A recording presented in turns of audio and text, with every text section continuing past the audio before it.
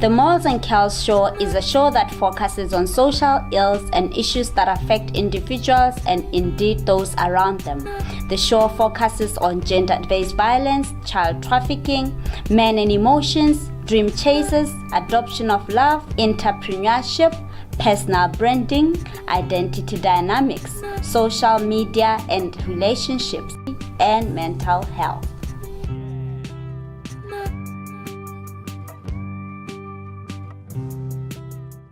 Greetings viewers at home, welcome to the Mollz and Kellz show. I'm Molly Malomo. And I'm Kelly Sobolai. Today we are talking gender-based violence. Indeed, Molly, and speaking of gender-based violence, we have since heard that ever since the COVID-19 era, the lockdowns and everything, gender-based violence has been on the rise, where people now are forced to be housed with their loved ones. Unfortunately, violence seems to have taken place quite more often than necessary. Abuse on both women and children. Mm-hmm. Kelly, I wanted us to take it back to ourselves, maybe to make it a bit more personal, for the viewers at home to actually appreciate why this is such an intimate issue when it comes to the two of us. Let's talk about our father and the situation that was happening with our mother. Quite an unpredictable fellow that man was, but we did love him, acknowledging of course that he had his shortfalls.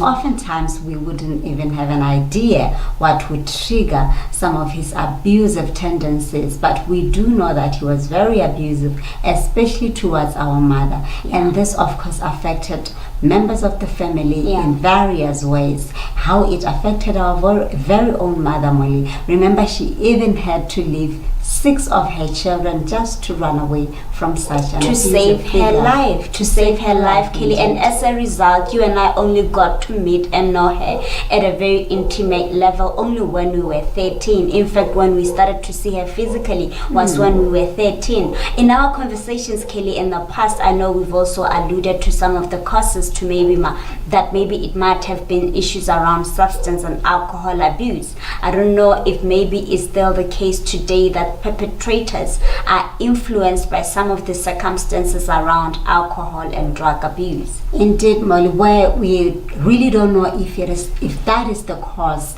or if people don't necessarily make room for conversations that are supposed to heal them. Exactly. We have absolutely no answer when it comes to that. But we do know that my father did take a lot of alcohol, and and when he did, that's when most of the times he became violent. And we know our mother was the victim in most of the instances, because she would be the one he would find in the house, and for whatever reason would be angry at her and start being very violent towards her. And how it affected her somewhat hurts to see a mother being forced to abandon 6 of her children just to save her life, Molly. Absolutely. And this did affect even us as children, as you would recall, having to grow up without a mother, all because of this abuse that we had to witness in our household.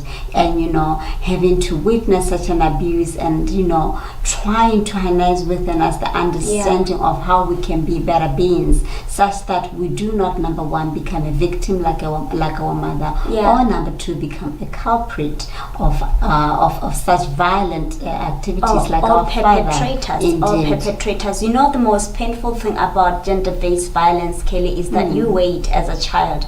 At some point, you find yourself waiting for your parent to become better, and your prayer, if you are prayerful, is that one day I want to wake up and find my father maintaining his joy, because like you said, there were days when he was such a happy man. So as a child, you wait for him to maintain some level of consistency in bringing joy to his household, in bringing joy to his children, in bringing joy to your own mother. And as a result, you get to grow up with a soul wound, for a lack of a better description. And Molly, this idea of waiting, perhaps that is the root of all problems. In one of my favorite movies, Medea, she mentions that when people show you who they are, believe them. I think many victims of gender-based violence tend tend to believe that people will become better, that people will reform, and people will just abandon that attitude of being violent and being abusive. But it turns out that people hardly change, and people just continue to be violent, and we don't take the necessary steps to protect ourselves and even our loved ones in instances like this, because we keep believing that things will improve for the better. And the longer you stay around such people, the more it influences your character as a person. It influences how you're going to act towards other fellow human beings. When you grow up, your trust issues are built around such circumstances.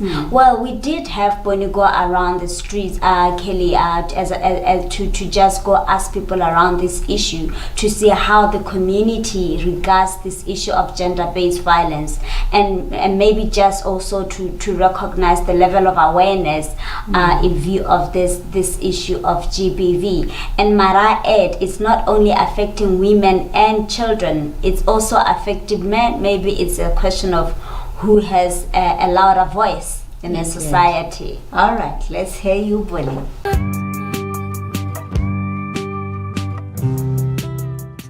Okay, we are in the streets of Gaborone. We're back with another exciting topic, gender-based violence. I mean, the topic has been there, it has been, information have been given to us, it has been shared, but the question is, why is it not stopping? So I am here in Mainmore to hear what the people have to say regarding this topic. Let's get to it. Dumelara? Era, welcome to the Mollz and Kellz show. Okay, quickly tell us what's your name and where you stay. Okay, so we are so worried about this gender-based violence that's taking place in our country. I mean, but it's not helping. Do you know anything about it? Yeah, go ntsa le go ba maruri gonna go iragala hela batho gonna go buiwa tsa letsatsi mo di TV mo di radio ra ruta ka tsona le ko dikolo bana ba ruta ka yone gore ga se go mo siame. Okay, so Mr. Umpile, do you think gender-based violence affecta bo mmehela kana bo rehela kana bothi? I ba affecta bohle, but mostly affecta bo mme. So do you think kana in most cases we hear it's about protecting women and children? Do you think issue ya borre regarding this issue ya togelwa kana e ithokomoloso kana borre ba tshaba go tswala kwa gante ga se khapa be ba bua gore bana le matantsenyalo? Borre gantse re nka re tshaba go tswala go ntle le bone ke tsa re khanya teng ga go bibi thata ka bone go re menetse mo bo mme thata. Okay, so wena o le Motswana, do you think the government is doing enough to help the victims of gender-based violence? Kana ke go bua hela? Ya ke tsara gore menta wa dira ke ra go khona motho le tse go khona go reporta ko kana go khotleng kana ka re mongwe nkitikile kana yang ha go ntse go tsweletse motho e leng gore ke victim ba ga pa a utlwela motho le go tlhoka re go dropa di charge but government o dira go tlema ka khona ke dumela yalo. Okay, so do you think Batswana ba itse gore gona le melao e ba protectang against gender-based violence? Ke dumela ba itse gore melao e teng e gore ya re sireletse. Okay, gongwe ka tswa ele wena kana mongwe yo close to you, at what point would you tell a person gore a tswa in an abusive relationship? Ha go simolla hela isa go bala ke re kana go ntse go toletsa ga nna go behele motho hela ira sengwe se leng gore ga se gongwa hela bola a mola ile a mo go ba ditse kana ira so go batla ga le mo gare go a simologa and then tshonto ra a tswe. Okay, so last question, what advice kana personal opinion do you have regarding this issue? Ke tsara ha le gore ona le motho go ba bona gore ga le utlwane tsa mo gene sa go ise go nne late. Okay, thank you so much. Thank you. Dumelara? Dumela me. Okay, welcome to the Mollz and Kellz show. Thank you. I feel honored being here to share my views with Batswana out there. Okay, so can you quickly tell us your name and where you stay? My name is Thabang Tuto Gideon. I'm staying in Tlokeng. All right. So Thabang, do you know anything about gender-based violence? Yes, I do. Gender-based violence is a violence that is directed to an individual based on biological sex or gender identity. Okay, so when do you think gender-based violence affect the woman? Is it female, is it males, or both? From my opinion, from my own perspective, I think both. Okay. That's what I believe and what I see. Okay, so tell me, do you think information about gender-based violence yansiwa iricha Botswana the way it's supposed to? Yes, I do believe the information is given to Botswana. It's different platform, social media, TV, so the information on gender-based violence is totally given to Botswana. Okay. Do you think Botswana are aware that gender-based violence is a crime the constitution of the country it protects them from such an act? Yes, and I do believe some are ignorant to the law, so that is why they do this violence to others. Okay. Yes, I do. They know the laws and that protect, and the laws that when you do just that violence, what are your punishment for that? I think they know. So Dumela Ma, and welcome to the Mollz and Kellz show. Thank you very much. Okay, so Ma, quickly tell us what your name and where you stay. I'm Refile and I stay in White City. Okay, so Refile, do you know anything about gender-based violence? Like khokhons either be physical or emotional or mental. Okay, Yes. Komozo, do you think gender-based violence affect the bom methata kana borre? Well, gender-based violence affect females mostly. Okay. Yes. Okay. So, Mpalelelo, do you think men in Botswana ba affected gender-based violence, and do you think the government is doing the most in trying to help them? Kana the issues that they are not recognized. Okay. Well, I cannot say much about males. Yes, but obviously, like males can be also affected. Like, for example, emotional abuse. Yes, because that's women who talk a lot. And in some relationships, you can find that the woman is very disrespectful to a man. They talk to them anyhow, and I take that as violence. They're violating their emotions. Okay. What the government is doing, I don't know much about what the government is doing so far, but what I know is we have social workers.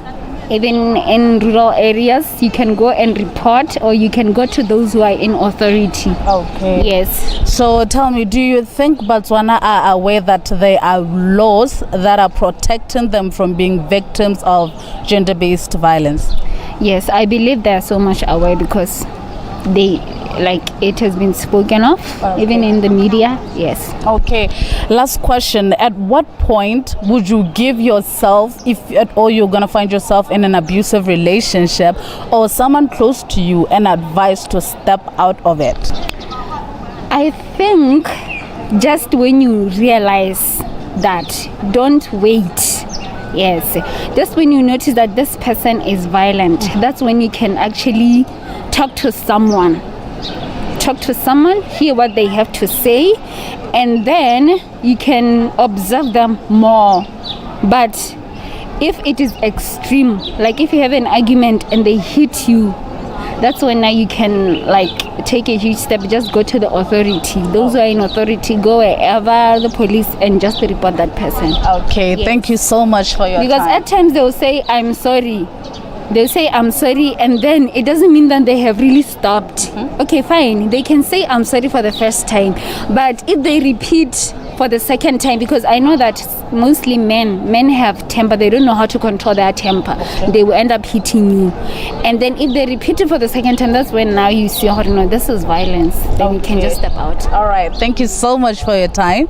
I am taking the last person regarding the issue gender-based violence to continue hearing what they have to say about it. So let's get to it.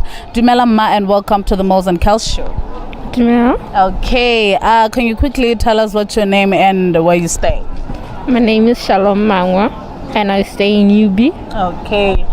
Shalom, do you know anything about gender-based violence? Yes, I do. Okay, so since you say you do know about it, do you think enough information in Sitso is Kana there's still some of the things the government is leaving behind when addressing this issue? Yes, I feel for the government is leaning on sides, females and not addressing males, like they're biased. Okay, so and the situation, most people say it's because banna ba tshaba go tswa mo dikgapeng. Do you think the government is aware of this issue, they chose to ignore it, or they choose to protect basadi gona le banna because somehow they feel men are supposed to stand up for themselves? I wouldn't say I know why they are like that. Maybe it's because females given by the ones who are affected more than males, but that doesn't mean they should disregard males as Okay, so do you think gender-based violence is somehow one of the reasons the number of mental health issues are growing in our country? Yes, because it doesn't just affect your physical well-being, it affects your mental and emotional state too. Okay, do you think gender-based violence is one of the reasons the high number of divorce rates in our country? It's one of the, it's not just the only factor contributing to divorce rates and separations, but it's one of them. Okay, so at what level would you advise yourself or someone close to you, if at all, they find themselves in an abusive relationship? From the get-go, when you realize this is abuse, I think you should leave. All right, so what advice or what's your personal opinion regarding this issue? My personal opinion is that people should learn to be open, like cry if you have to. If you are a guy, don't bottle it up and then it builds up and then you lash out. That's when you start beating someone. Okay, thank you so much, Shalom, for your time. Thank you. All right. There you had it, Botswana Kwegai. It was the issue gender-based violence. Botswana had what they have to say about it. So I am bringing it back to you, Mollz and Kellz. Take it away.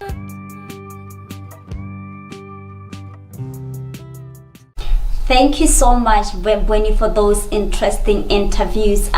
Kelly, maybe in closing, let's just try and give a few advices of how we think gender-based violence should be tackled, or maybe the issue in general should be taken care of by us and as individuals and as a society. I would like to kick it off by talking about children that grow in an environment where there's a lot of gender-based violence. To say, maybe even as a child, if you grow up in that kind of environment, it doesn't mean you have to be influenced to grow up to become anything like what is occurring in that environment. You do not have to become a perpetrator, and you certainly do not have to grow regarding yourselves as a victim of circumstances. At some point, you have to decide that I am taking a stand to outgrow the circumstance. I'm taking a stand to outgrow the situation and find out who I am in a perfect utopia of a situation. Indeed, Molly, but in taking that approach, we also need to acknowledge that there will be some need for intervention. We need people to come forth and help children who grow up in circumstances of this nature, because you need to prove to them that there is a future and there is something that is different from what they see and they're growing up. So we need social workers to come forth, and be of assistance to children growing in such environments. And we need mothers and communities to know that they are mothers to all, just as our culture, children have to be, exposed to something that is different from what they're viewing. They need to be exposed to a tranquil environment that is away from the violence they grow up seeing, and that would be the first and probably the most crucial step to making sure that children do not become perpetrators in the future. I like that you speak of exposure. So it becomes the responsibility of most perpetrators who are fathers to also build an environment and inculcate a culture within the boy child as well as the girl child, because not only men are abusive in any way. So to inculcate that culture and that modernity within a child of saying, I am not going to be a perpetrator of gender-based violence. I am not going to take advantage of any members of my family that are depending on me to protect them. So we need to expose children to an environment of love, an environment of caregiving, an environment of protecting one another as a family as well. And teach them from a young age, Molly, that it's important to hold conversations in order to understand each other's feelings. The fragility of our emotions, unfortunately, tends to trigger some of these violent behaviors. But as long as we know how to talk with each other and we know how to bring about solutions without being physical, we can indeed go far in bringing up children that are more responsible, that are more loving and more caring. Can the community be less individualistic then in this regard? Like if I know in my neighborhood there's a household where there's likely to be cases of gender-based violence, can we then be able to take action as a community? I think we have grown into becoming more individualistic. We've gotten used to the point of saying what happens in the next household is none of my business. And at the end of the day, this thing ends up costing people's very lives, people's very futures. So we need to work together as communities. Not only as communities, we need to see policies being amended to allow for interventions of not just governments and security forces, but even us at a community level having the right to interfere and intervene in circumstances where we know and in conditions where we know there certainly is abuse happening. Indeed, Molly, I think that would be a very crucial step into it. And as a victim, people need to be okay with acknowledging that they are victims of violence. Absolutely. And they need to come forth and report such cases without fear, because sometimes people tend to shy away from going to authorities in order to cry out for help. And we've seen this, Molly, where people report cases of violence and ultimately withdraw those cases because maybe the perpetrator would have apologized and they trust and believe that they would have changed. And we've seen that in such instances people might even end up losing their lives, all because they believed and trusted that somebody had changed. I believe in taking accountability for one's actions, Molly. And Kellz, speaking of authorities, the police can only work with what we give them. We give them a case, they work with the case.